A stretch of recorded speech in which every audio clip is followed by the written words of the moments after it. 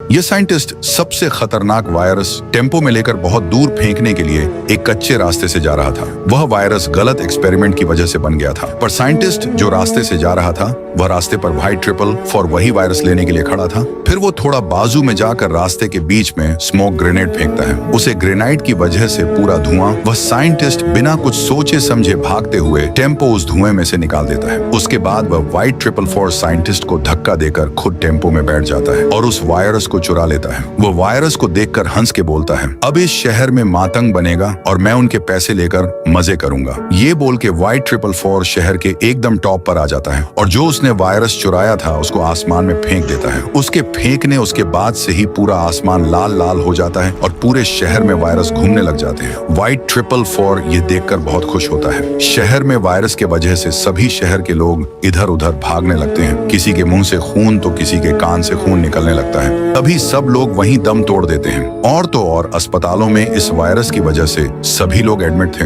अस्पताल में एक भी बेड खुल नहीं था। सभी लोग खांसे जा रहे थे, कई तो वहीं मर गए थे। पूरा गांव में मातंग छा जाता है। हजारों की तादाद में लोग मर चुके थे और वहीं एक जगह पर ज्ञान भाई रायस्टार को कह रहे थे कि रायस्टार ऐसा चलता रहा तो पूरे शहर के लोग मर जाएंगे और ये शहर पूरा खंडर हो जाएगा। और बोलते हैं, रायस्टार तुम एक काम करो, काली घाटी के पास पहाड़ों के बीच में जड़ी बूटी का झाड़ है, तुम उसे झाड़ के पास जाकर वह जड़ी बूटी लेकर आओ। यूविल के ज्ञान भाई भी वायरस की वजह से खास नहीं लगते हैं, पर राष्ट्र के मांस की वजह से उसको कोई भी बीमारी नहीं हुई थी। उसके बाद रायस्टार बाइक में बैठकर ज्ञान भाई ने बताए गए जड़ी बूटी लाने चले जाता है। फिर रायस्टार 7 समुंदर पार करके उसे जड़ी बूटी वाले झाड़ के पास आता है। फिर वह जब जड़ी बूटी लेने के लिए आगे भागता है तो अचानक उसके सामने पेड़ का रखवाला खूंखार शेर आ जाता है। शेर उसको कहता कि तुम यहाँ पर क्या करने आए हो, अब तुम्हारी मौत निश्चित है। इतने में रायस्टार रोकर शेर से कहता है, देखो मैं यहाँ पर इस पेड़ की 2 जड़ी बूटियां लेने के लिए आया हूँ। मेरे शहर श्रीनगर में वायरस है। इसलिए यह सुनकर शेर पेड़ की तरफ अपनी मुंडी करता है और पेड़ पर एक जोरदार पंजा मार देता है। उसके बाद ऊपर से 3 जड़ी बूटियां नीचे गिरती हैं। शेर को धन्यवाद करता है। इसके बाद रायस्टार वहां से चला जाता है। रायस्टार शहर में पहुंचकर आसमान में जड़ी बूटी फेंक देता है। उसके वजह से आसमान पहले जैसा खूबसूरत हो जाता है। इसके बाद से शहर में खुशियां छा जाती हैं। सभी लोग खुश हो जाते हैं और सड़कों पर ही नाच गाना करने लगते हैं। परंतु दूसरी तरफ दूसरे शहर में Y4 शहर के लोगों के पैसे लेकर मजे कर रहा था,